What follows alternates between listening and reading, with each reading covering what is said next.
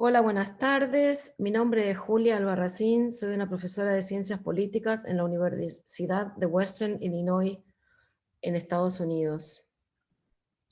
Hola, me llamo Angelita Repeto, soy un estudiante del doctorado en Sociología en la Universidad de California, Davis. Ahora vamos a presentar una ponencia. El título de la ponencia es La población Latinx y la pandemia, factores estructurales y vulnerabilidad.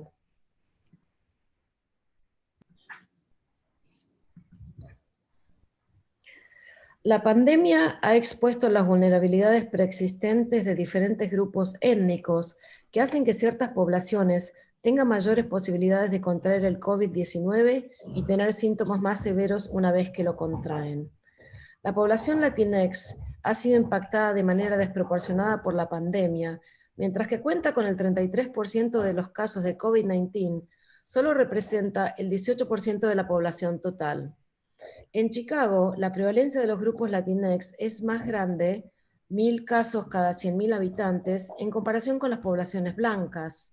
También las tasas ajustadas de hospitalización para poblaciones latinas han sido más elevadas que para otros grupos. Finalmente, mientras que la población blanca no hispana, la tasa de muerte en Nueva York sobre casos diagnosticados es del 3,57%, en la población latina ese número es del 6,25%. Una consecuencia inmediata de la pobreza es que obliga a las personas a continuar trabajando a pesar de las recomendaciones para el distanciamiento social. Como dijo una mujer que se mudó desde Guatemala con su hijo pequeño 5 años atrás, mientras todavía batallaba con los síntomas del COVID-19, tenemos que salir a trabajar, tenemos que pagar la renta, tenemos que pagar los servicios, tenemos que seguir trabajando. La tasa de pobreza para las poblaciones latinx es del 19,4% y la tasa de pobreza para la gente blanca no hispana es del 9,6%. Dadas las presiones financieras que sufren las personas latinx, muchas veces afrontan un dilema: buscar trabajos en ocupaciones que los ponen a riesgo de contagio del COVID-19 o quedarse en casa sin ingresos. Tipos de trabajos de la población latina. Las poblaciones latinas están en mayor riesgo de contagio porque el tipo de trabajo que los inmigrantes tienen los fuerza a interactuar con otra gente en persona. En parte, superpuesto con estas categorías, una proporción importante de las poblaciones latinas son trabajadores esenciales. Hay dos tipos de trabajadores esenciales: los que tienen que trabajar en persona y los que pueden trabajar de manera remota desde su casa. Un estudio que analizó datos del Censo de Estados Unidos encontró que los trabajadores del primer tipo, llamado frontline en inglés y de trinchera en español, tienen menores niveles de educación, salarios más bajos y una mayor proporción de hombres y miembros de minorías raciales, sobre todo latinas. Los trabajadores de trinchera están concentrados en los sectores de la salud, servicios de protección como policía y trabajadores de salud de emergencia, cajeros en tienda de comida, personal de mantenimiento y limpieza, trabajadores de la agricultura, conductores de camiones. Hogares multigeneracionales y hacinamiento. Un número importante de personas latinas vive en hogares multigeneracionales, muchas veces hacinados, incrementando el riesgo de transmisión en el hogar y haciendo imposible el distanciamiento social dentro de él para proteger a los miembros de la familia que son mayores y tienen factores de comorbilidad. Acceso al sistema de salud. Es notorio que la población latina está soportando una tasa desproporcionada de mortalidad debido al COVID-19. La disparidad se debe en parte a la falta de acceso a los servicios de salud, el cual permitiría el diagnóstico temprano y el seguimiento de los casos del COVID-19, condiciones esenciales para asegurar una mejor evolución de los pacientes. Desgraciadamente, la limitación que enfrenta esta población respecto de los servicios de salud no le permite este nivel de atención. En los Estados Unidos, la población blanca que carece de seguro de salud es el 8%, mientras que la latina es el 19%. Este porcentaje es mayor aún en la población latina que habita y trabaja en zonas rurales que en consecuencia tiene aún menos acceso a los servicios de salud. Muchas personas latinas, particularmente las indocumentadas que carecen de seguro de salud, deben recurrir a los servicios gratuitos o de clínicas que ofrecen precios subsidiados para obtener atención. Estas organizaciones a menudo tienen recursos limitados y no pueden garantizar el servicio que requiere el COVID-19, incluidas pruebas de laboratorio, tratamiento y seguimiento de casos. Prisiones y centros de detención.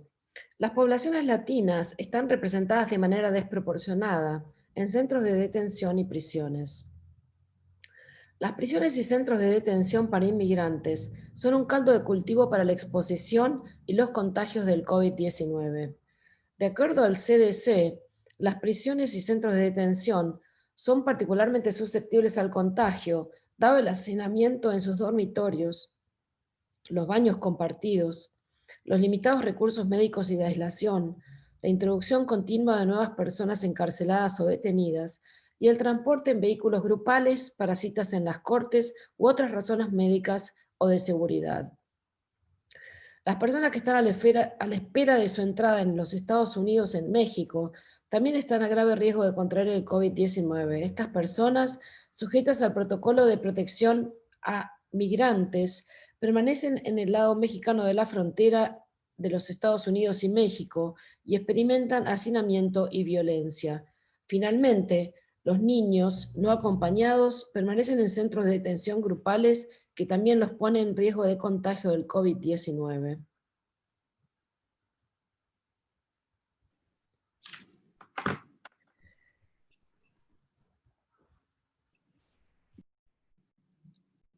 Condiciones subyacentes.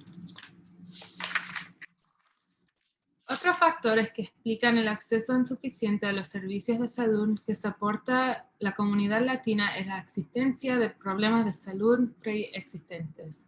Los datos muestran que alta comorbilidad con hipertensión, diabetes, enfermedad cardiovascular, obesidad, enfermedad pulmonar crónica y insuficiencia renal, que son factores de riesgo para COVID-19. Más aún, muchos inmigrantes en los Estados Unidos están bajo estrés intenso y crónico debido a la pobreza, el trauma del desarraigo y la falta de apoyo social. No descartamos que estos factores influyen también en la alta tasa de mortalidad por COVID-19 que diezma la comunidad latina. Los determinantes económicos impactan fuertemente en la susceptibilidad a la infección por COVID-19 y a la evolución de los casos. Las minorías, particularmente en áreas rurales empobrecidas, muestran alta tasa de mortalidad por COVID-19, a menudo debido a las comorbilidades atribuibles a la disparidad económica. Políticas migratorias. La intersección de políticas del nivel federal, estadual y local también influye en los indicadores de salud en torno al COVID-19. Los inmigrantes indocumentados no son elegibles para Medicare o los subsidios para seguros médicos o seguros de mercado establecidos por la reforma de salud del presidente Obama, Obamacare. Las leyes de Families First, CARES y Paycheck Protection dan a los estados la opción de cubrir la prueba, tratamiento y eventual vacuna de COVID-19 bajo la figura de Medicaid de emergencia, pero hay divergencias entre los diferentes estados. Los inmigrantes indocumentados están en riesgo de deportación y viven con miedo de las autoridades y utilizan menos los servicios de salud. Por estas razones, cuando los inmigrantes se enferman, evitan buscar servicios de prueba y atención del COVID-19. Además, los inmigrantes que no tienen un estatus migratorio permanente tienen miedo a la aplicación de la nueva regla de carga pública, la que priva la posibilidad de acceder a un estatus permanente a los inmigrantes que utilizan ciertos servicios públicos como Medicaid, SNAP y Sección 8.